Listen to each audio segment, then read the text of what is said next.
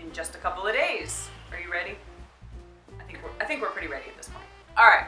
Are you choosing? I forget who did it yesterday. You're evens. Am I evens? Okay. All right. There's only a couple left, so who's gonna be? Probably the shirt I was wearing yesterday. Probably. Guessing that's who I'm gonna pick. That'd be nice. Yeah. Is it just one? Okay. Today's charity partner is, Potomac Valley Irish Wolfhound Club. Yay!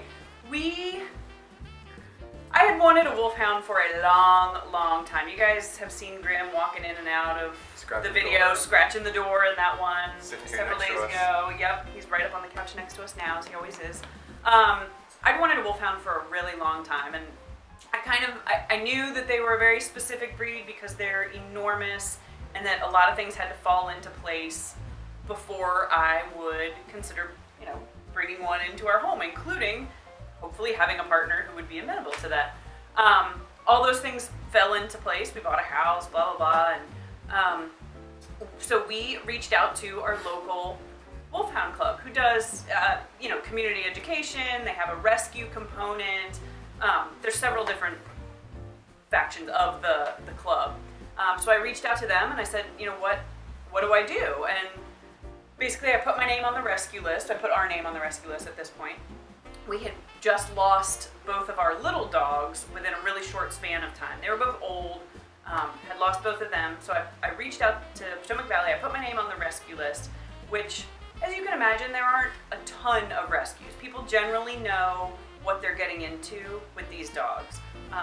So usually only if there's a death or a divorce or some sort of life event that would cause them not to be able to have this dog any longer.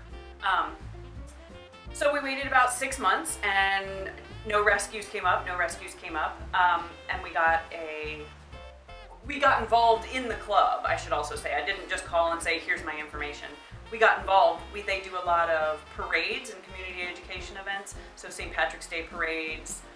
We do Celtic festivals in the summer, things like that. We would show up. We would say, we're coming, we want to volunteer, we want to do what we can. We don't have a dog yet, but a lot of these people also have extra dogs.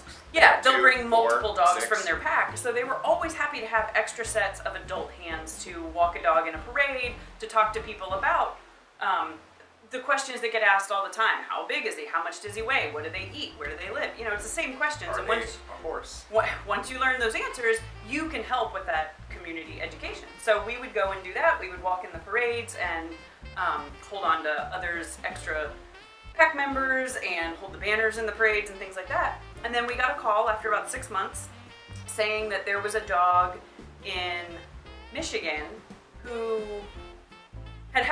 long story short, had an injury as a puppy. Not an injury like something like he was mishandled or anything, not at all, but just a puppy thing, and had an injury, and so his gait was a little bit off.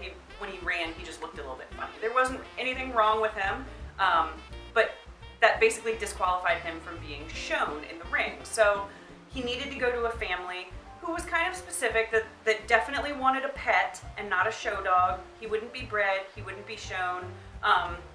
Maybe didn't have a lot of other dogs or little kids, things going around in case this caused problems later. And so one of the Potomac Valley members thought of us and put us in touch with the breeder. And we had a home visit. Someone had to come out and check out our house and talk to us about fencing and make sure that everything was sort of as it should be before we brought this dog into our home. And then we talked pretty extensively with the breeder, and then got the call and said, I think you guys are a perfect fit. That was on a Wednesday night. On the following Saturday morning, we got in the car, we drove to Michigan, like 11 hours, picked up the dog. I thought it was a little bit further, okay. Picked up the dog, drove a couple hours back this direction, all in the same day, stayed in a hotel with this brand new puppy that we just brought, He was pretty good, actually. He was fantastic the whole time, and then the next day, Sunday, drove the rest of the way home. And I'll insert a picture wherever there's more space of the day that we brought him home, and he was relatively tiny at about 16 weeks. He was still really huge, but he's our kiddo now, and you can't see him, but he's lying right here, taking up almost the entire couch.